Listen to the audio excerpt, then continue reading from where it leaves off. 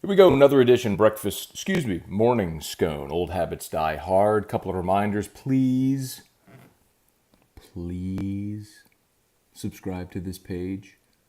You would be my very best friend in the world if you would do that. Red button is right there. Just hit subscribe. You don't have to pay anything. You just subscribe to the page. So, you get notifications when I post something. You show up in your playlist and all that stuff. So please check that out. Subscribe to the page. Also, at the request of many of you, I yesterday did my first whiskey review of the Elijah Craig 9-year small batch, available at Calandro's right now on Perkins Road in Baton Rouge if you're in BR. So if you got, and it seems, I posted it last night at like 11 o'clock, and it's already done pretty well as of this morning. So if you got any whiskey you want me to taste and review, I'm happy to do that. But please go watch the page, watch that video, leave comments, all that good stuff. So a couple of things talked about. I got a Saints/Pels story here with Gayle Benson, and then I want to talk about LSU baseball, sort of the state of the season as of now, going into this weekend against Tennessee. So let me do the Gayle Benson story first. And many of you probably saw this, but Gayle Benson, of course, the wife of the late Tom Benson, now the sole owner of the Pels and the Saints, she sent a letter to the other 31 NFL owners yesterday and on Thursday. And in that letter, she said, quote, I'm going to read it right here for you. I will own and operate this franchise until my death, and do so with the same drive and focus towards success that my husband displayed throughout his life. Gayle Benson has had unanimous support of the other owners in both the NFL and the NBA, and this should go a long way to maybe quelling any concerns that Saints and Pelicans fans have about Gayle Benson potentially selling the teams and or moving the teams. As we mentioned before, the Saints have a lease in New Orleans through 2025, so they're not going anywhere for at least 7 years. And if she has no plan of selling the team, then where are they going to go? That should be period, paragraph, end of the conversation. The thing that's been very impressive about Gayle Benson is understand that this is a woman who buried her husband less than a month ago. And everything she has done publicly has been perfect. And it's not hard to see why, when she and Tom Benson got together and got married, that she was credited in large part with kind of rehabilitating his image post-Katrina, when he was fighting with a cameraman in the bowels of Tiger Stadium after that Saints game, or the rumors about him trying to move the team to San Antonio post-Katrina.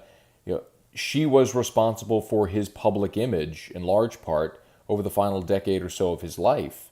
His philanthropy, all of the good he did in the public.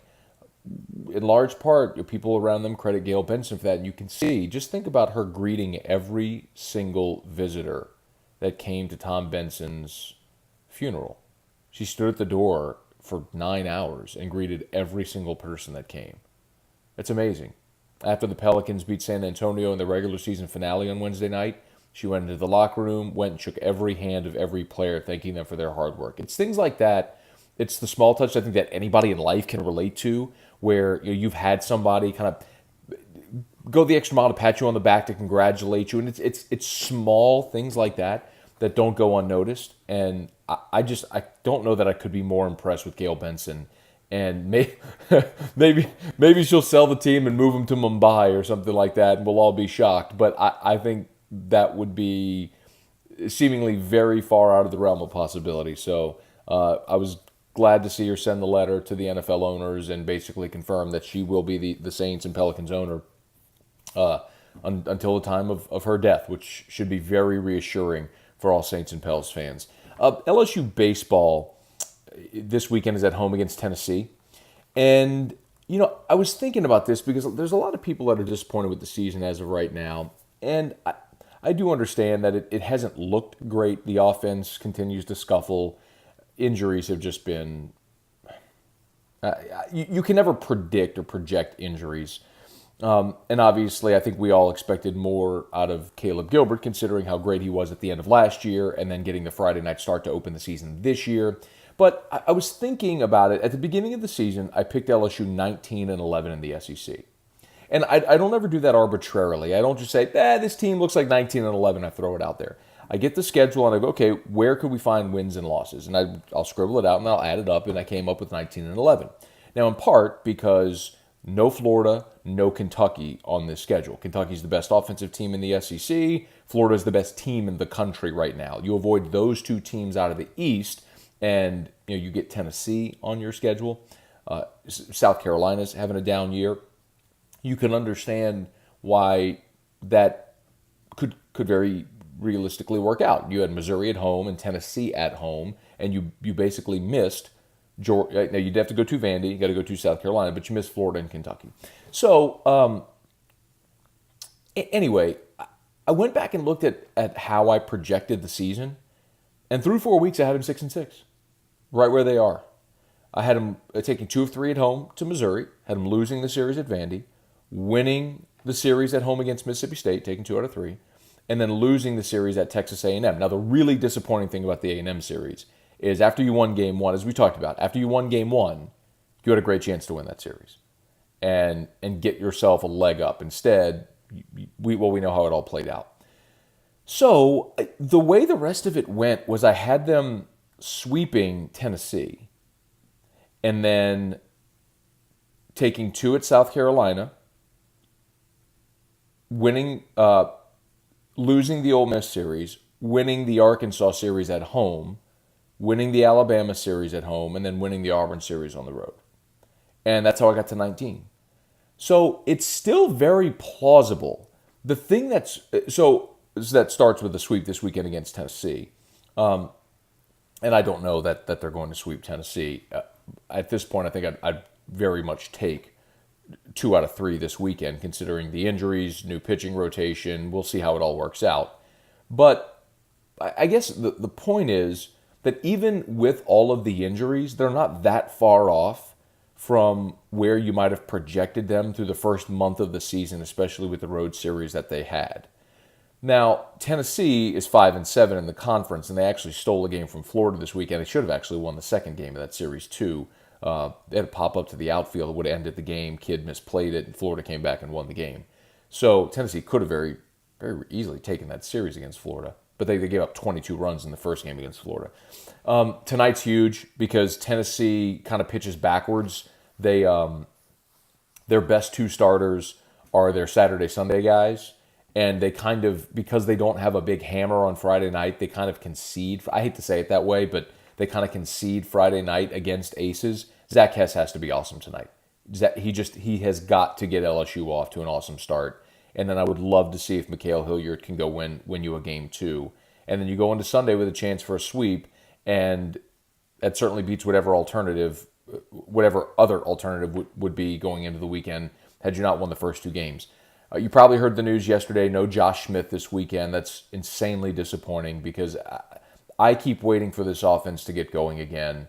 In conference play, they're overall they're batting about 289. Conference play, I think they're at a batting average somewhere it's south of 250.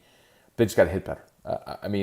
And if you take Josh Smith and you put him back in the lineup, not only is it addition by adding a guy that hit 315 last year as a freshman and can bring you power, but it's also addition by subtraction because you take Hal Hughes and his 150 SEC batting average out of the lineup, and that also allows Watson to bat. You take Watson out of the leadoff spot, you can put him down into the 4 hole where he's hitting with guys on base. It just changes the dynamic of the lineup when Smith comes back. So very disappointed that Josh Smith isn't playing this weekend, but here's hoping you can get him next week for the trip to South Carolina, where South Carolina's scuffling this year. That's not a great Carolina team, and that's a winnable series on the road. And LSU's not been good on the road this year, but that's an opportunity where you got to go on the road and get that series. But it starts this week against Tennessee. It's so hard for me to predict this team to sweep, especially with a TBA on Sunday with your starter. But there are 2 series, in my opinion, that if you're just looking mathematically, okay, where can you sweep? I think Tennessee is one of those series. And I think the home series against Alabama is the other, although Alabama has pitched it pretty well this year. So let's see if you can go get your sweep this weekend. If you do, you're at 9-6 going to South Carolina, which is a winnable road series, likely getting Josh Smith back. If you win that series, then you're talking about 11-7, past that, past the halfway point, and all of a sudden you're feeling really good with 4 weekends to go about everything being laid out there in front of you. So huge weekend. Let's see if the Tigers can get a sweep, but most importantly, get off to a good start tonight with Zach Hess, because this is the game statistically, like, you should absolutely win is Friday night. So Tigers, Vols, night games on Friday and Saturday, then a 4 o'clock game on Sunday. They might dodge some raindrops this weekend as well, but for the most part, should be a good weekend out at Alex Box Stadium if the Tigers can go ahead and win this series. So hope you've enjoyed this week of Morning Scone. Of course, we don't take the weekends off, so tomorrow morning, look out for Morning Scone. We'll be letting you know opinions on what happened Game 1 of LSU Tennessee, and certainly we'll be previewing the Pels and Blazers Game 1, which is Saturday night in Portland at 9:30 Central Time. So flock up and all that jazz, and subscribe. Hit the red button right down there. Hit the red button right down there. Subscribe, and tell all of your friends that this is the best channel on YouTube. Oh, one more thing.